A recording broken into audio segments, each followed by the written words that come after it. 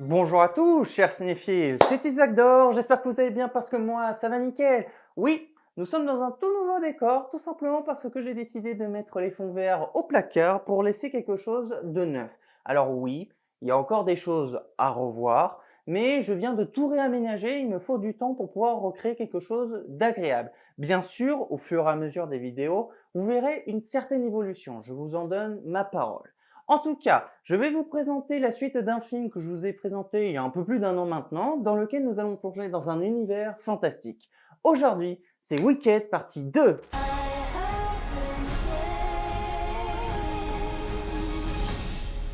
Pense à ce qu'on pourrait faire, toutes les deux.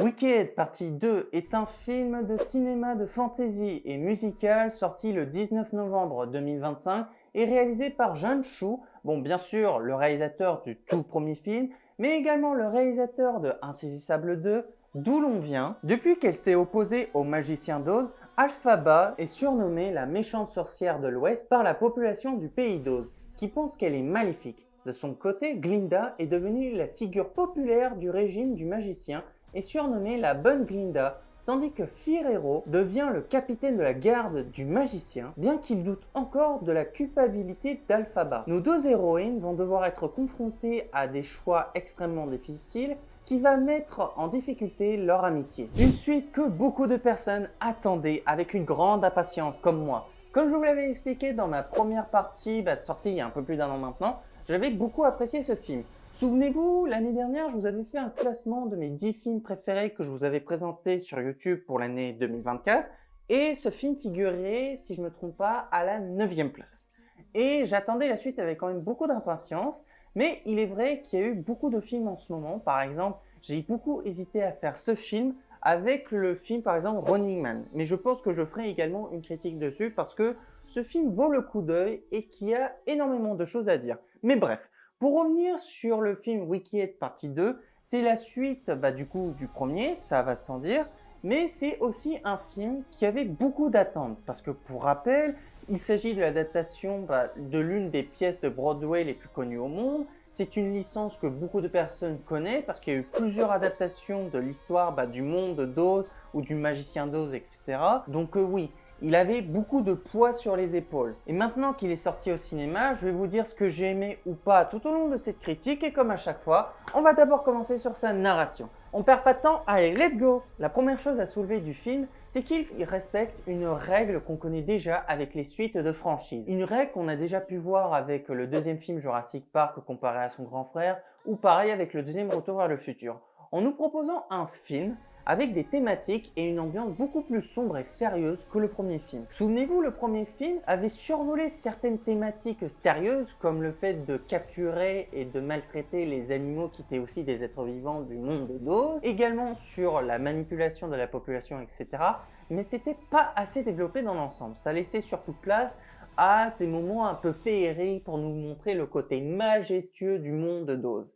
Et pour le cas de cette suite, on développe beaucoup plus ces choses. Alors bien sûr, ce n'est pas dark comme des films vraiment traumatisants, mais on sent à travers la narration et l'immersion dans l'ensemble, notamment avec les thématiques, que le film est beaucoup plus sérieux et profond que son grand frère. En effet, il entame des thématiques beaucoup plus sérieuses, notamment sur les notions de pouvoir, la vérité, la justice, la réconciliation, sans oublier la manipulation ainsi que la rédemption, des thématiques réellement fortes qui ont un impact à travers cette histoire et qui proposent non seulement une bonne narration, mais aussi un bon développement des personnages. Sincèrement, le film est riche en émotions.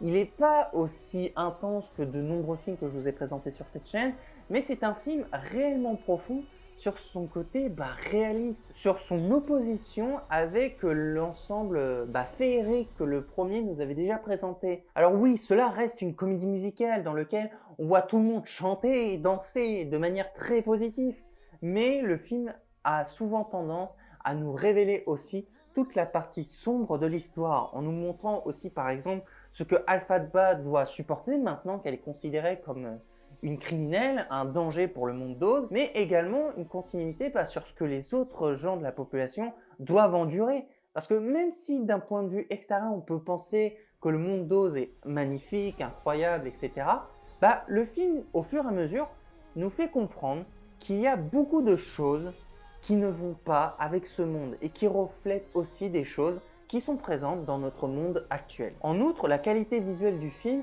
est aussi un facteur amélioré depuis le premier. Je me rappelle que dans le premier film, j'avais relevé le fait qu'on pouvait souligner la présence parfois de fond vert qui fait que ça faisait un certain décalage, sans compter qu'il y avait aussi cette qualité assez particulière qui faisait une ambiance assez surexposée dans l'ensemble, chose qui a été réglée dans ce film-là. Le film est beaucoup mieux visuellement. Alors bien sûr, ce qui ne bouge pas, les décors sont toujours aussi fabuleux, d'une très grande qualité dans l'ensemble, même si on sait que c'est une combinaison entre des effets pratiques et des effets numériques.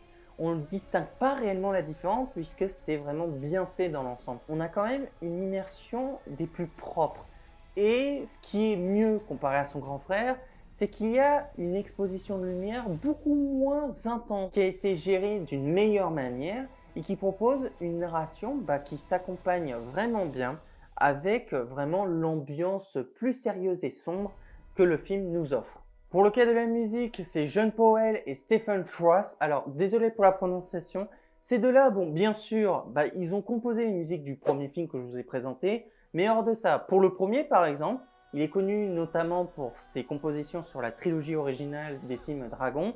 Mais je voulais présenter plus en détail sur ma critique de Dragon, sorti en 2025. C'est le live action pour ceux qui se posent la question.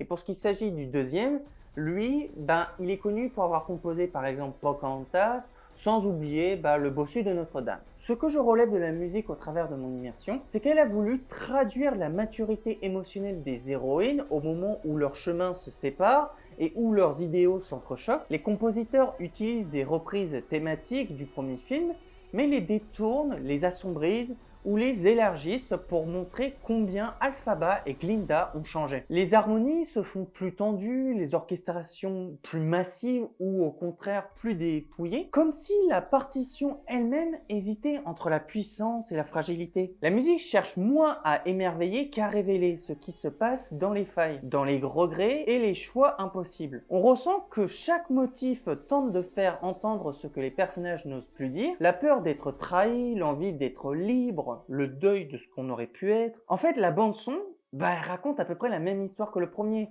mais du point de vue du cœur. Une histoire où la magie importe moins que l'émotion qui la fissure, ce qui fait un grand contraste avec celle qui nous a été proposée avec le premier film. Pour le cas des personnages, c'est excellent. Bon, bien sûr, il y en a qui sont plus mis en avant que d'autres.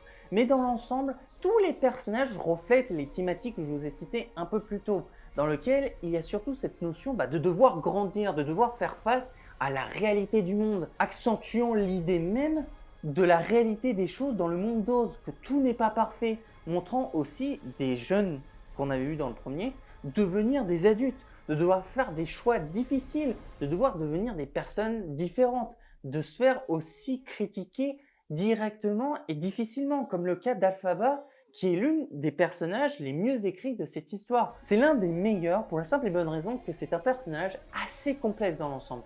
Depuis son plus jeune âge, on avait pu le voir dans le premier film, c'est un personnage qui est très critiqué, qui est vraiment critiqué par la société, par la couleur de sa peau, qui lui fait passer comme pour un monstre. C'est un personnage assez complexe, qui essaye d'être honnête, de faire le bien, mais à cause de la condition globale que les gouvernants ont mis en place pour garder un certain équilibre dans le monde de Dose, elle est considérée comme une menace, au point où elle doit faire des sacrifices très forts. Elle perd énormément de choses. Dans le premier, elle était considérée quand même comme une personne sympa, qui quand même était une bonne personne au travers de sa magie. Là, aujourd'hui, elle est considérée comme l'être du diable, un être abject, un monstre. Et jusqu'à la fin, on prie silencieusement que ça se termine bien pour elle, parce que c'est un personnage qui ne mérite pas toute cette haine. Les autres personnages principaux sont tous aussi bien, ils ont tous un moment pour briller, ils ont tous une certaine importance et de réelles conditions à aborder. Bien sûr, Glinda fait partie de ces personnages bien écrits. Elle possède vraiment une bonne relation avec Elphaba, même Ferrero. Ils ont tous eu un développement, je ne sais pas ce qui s'est passé depuis le premier film, Alors, dans le premier, il y avait des personnages sympas, il y en a d'autres qui étaient mis en retrait mais qui n'avaient pas réellement d'importance. Là, dans l'ensemble, tous ces personnages qu'on avait pu voir dans le premier, on ressent de l'attachement, on ressent aussi une certaine tristesse à leur égard parce que certains souffrent, certains ont dû faire des choix difficiles ou d'autres doivent faire face à des choses qui les changent mentalement et qui leur fait bien comprendre qu'ils ne sont plus des enfants, qu'ils sont maintenant devenus des adultes, devant faire face à un monde très réaliste, beaucoup plus profond que le côté merveilleux qu'on nous vendait du monde d'Oz. Littéralement un casting qui mérite la note de 4 étoiles sur 5. Alors, tous les acteurs que je vais vous présenter ont tous joué dans le premier film, du coup, je tenais à vous le préciser parce que ça m'évitera de le répéter à chaque fois. Mais en tout cas, pour ce qui s'agit de la première personne, on a eu le droit à la présence de Cynthia Erivo, qui a joué notamment dans Arniette, Chaos Walking, ainsi que le catastrophique remake live du film Pinocchio. Ariana Grande, très grande chanteuse, est connue pour avoir joué dans Sam et Cat, ainsi que dans Victorious. Jonathan Bailey, alors j'avais totalement oublié, mais je vous l'avais présenté un peu plus tôt cette année durant l'été, dans ma critique de Jurassic World Renaissance, qui est dispo dans la description si ça vous intéresse.